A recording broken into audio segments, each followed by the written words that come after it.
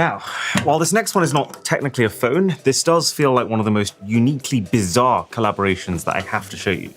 So, Post Malone, you know, the famous artist, is a massive gamer, but he has apparently struggled to keep up that gaming while he's touring the world performing. So he decided to partner up with Backbone, a gaming controller company, to make this. And does it not look an awful lot like it just came straight from a war zone? When have you ever seen a piece of tech packaged like this? And then you open it with this lever.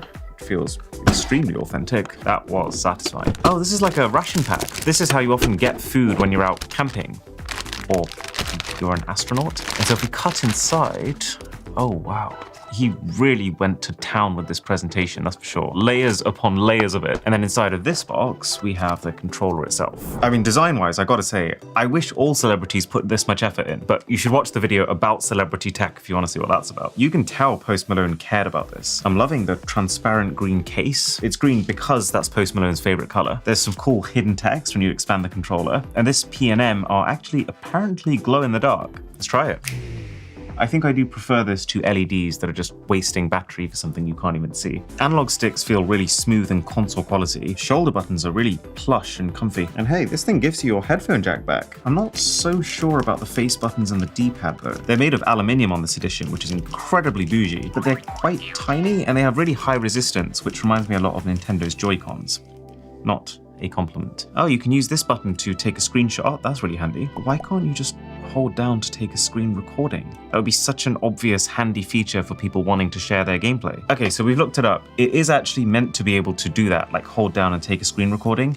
It is not working for us. But I did find on the way that these guys actually charge a monthly subscription for most of their features, which don't really look like they need one. It's not a cheap subscription either, making this a very expensive controller, considering that by default when it was launched it was $200, but then because it was limited to 500 units, we had to pay over $1,000 to actually get it. 6 out of 10 on balance. But this next one should be the epitome of beauty. So, Jimmy Choo, the fashion brand that charges $1,000 for a pair of boots, $4,000 for a little bag, has worked with Honor to create a luxury flip phone. And this one actually comes in not one, but 2 boxes. So let's start with the smaller one. This is very nondescript, but I'd be lying if I said I wasn't excited. Why do I have a feeling I could sell this bag for as much as I paid for the phone? This is bizarre. There's something inside. This is, it looks like a second longer strap for if you want to wear the bag over your shoulder, I assume. It's very weird, because what does this have to do with the phone? Oh, it's a flip phone. So the phone will actually fit inside this bag. That's cool. So then the second package has the phone on top.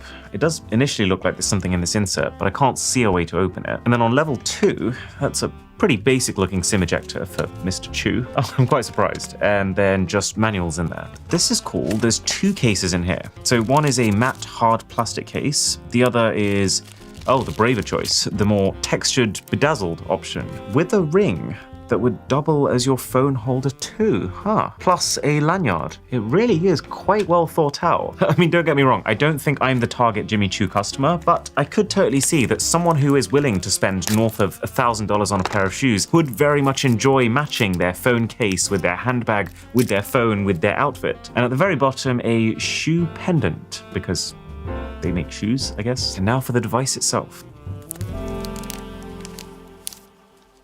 Well, that is fancy. So the wallpapers on the inside and the outside screen also match everything else. It's nothing super high effort, but I can see the appeal. And there's also a custom gold watch face on the front here, but did they forget to add the numbers? How am I supposed to tell the time off an unlabeled octagonal emerald? I do like the fact that there is barely any crease when you open the phone, which can't be said for the last few flips that were based off Samsung phones. This though, this right here, I do not understand. Whose idea was it after our pal Jimmy has gone to all the effort of making a custom phone, custom handbag, 2 custom cases, exclusive wallpapers and more to put the icons like this, off-center, not filling the row and covering the wallpaper. I can't lie though, very cool limited edition overall. I'd say that's a 9 out of 10 and I will catch you in the next one.